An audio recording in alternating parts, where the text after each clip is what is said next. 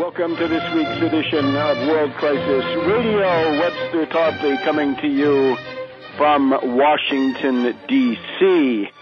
The world economic and financial depression rolls on and on. The breakdown crisis of the existing world order has now reached a point of inflection, a moment of disintegration. We might call it the end of the globalized financial system, 1990 to 2010. This is not Bretton Woods anymore. Don't believe these commentators who say this is now the demise of Bretton Woods 1944. That happened 40 years ago on August 15th, 1971.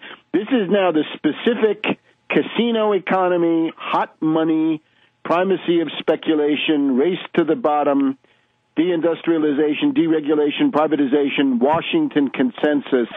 This has now obviously entered into crisis. The inflection point where all this becomes visible, Seoul, South Korea, the site of this year's G20 conference of heads of state, of heads of government, and the specific form it takes, a debacle for Obama. Obama reviled essentially on the world stage. The New York Times, putting it euphemistically, Obama economic line rejected on world stage. Yes, indeed. Obama's economic line is rejected on the world stage.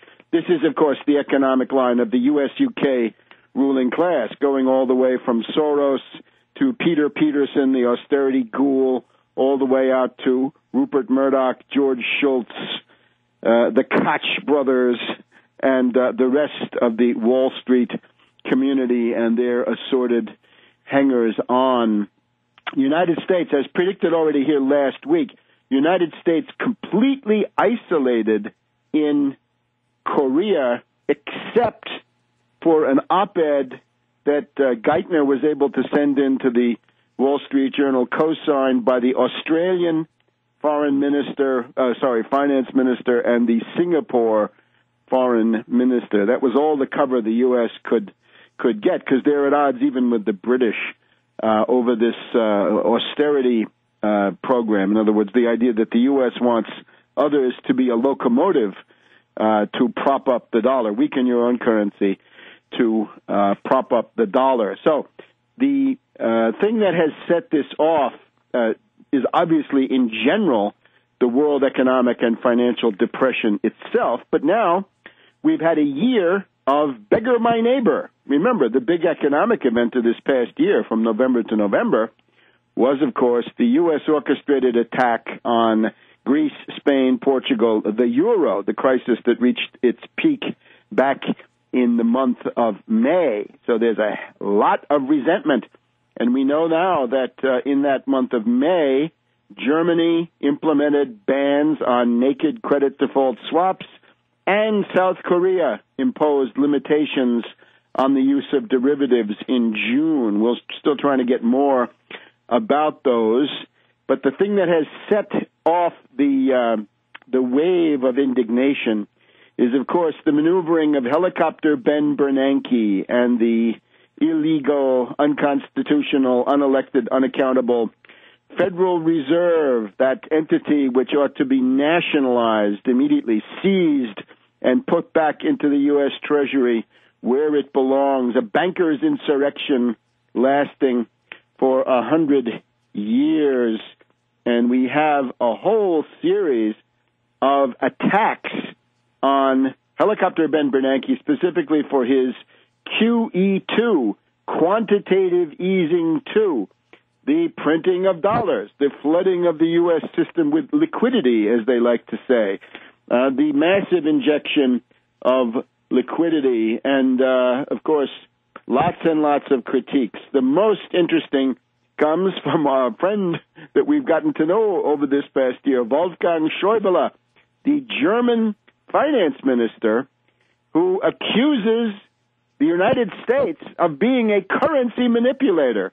The entire U.S. strategy going into Seoul and the G20 was to try to orchestrate a worldwide lynch mob against China, saying, you are currency manipulators, you are evil, you have got to be condemned, right? You're going to lose face and all the rest of it. Well, no, that didn't work because, among other things, the German finance minister came out and pointed out very clearly that the United States is guilty massively of precisely what they claim that China has been doing.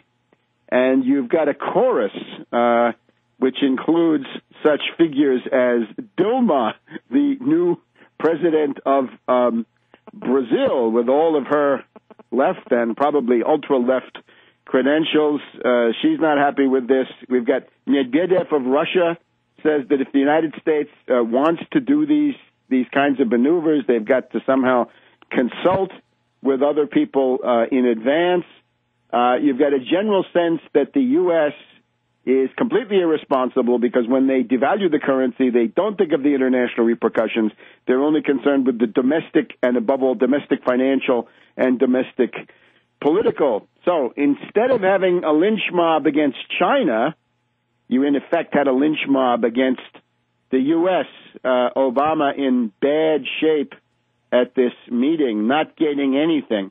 The big battle in the last phase was to get a criticism of China into the final communique. They wanted to have China, if not condemned, then at least criticized or somehow nicked for currency manipulation, or as it was then watered down to competitive devaluation. Competitive devaluation is a little bit harder to prove, but the U.S. couldn't get that. So the U.S. was completely rebuffed. The final communique does not contain the language that Obama was fighting for.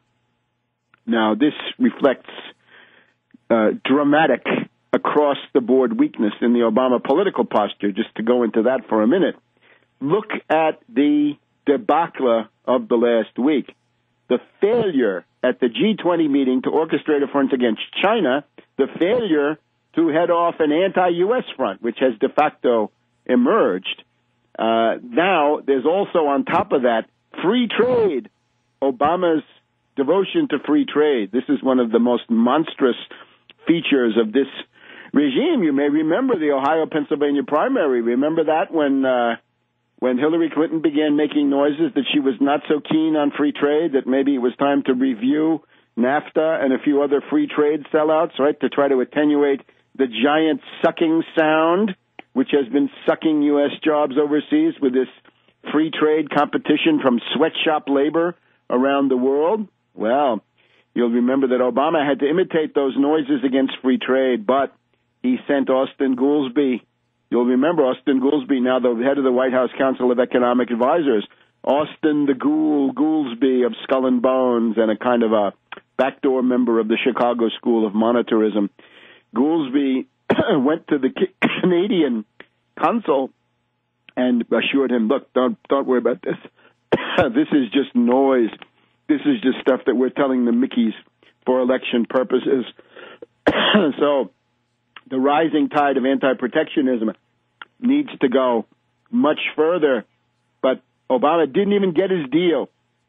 His attempted free trade sellout to the Republic of Korea failed because of objections from the Republic of Korea side. South Korea not happy with the concessions that Obama was offering. So the G20 is a failure. The visit to South Korea is a failure. And then if we look at Iraq, even in this militarized puppet state created by the U.S. is unable to impose its puppet Alawi. Maliki is now going to lead the next government.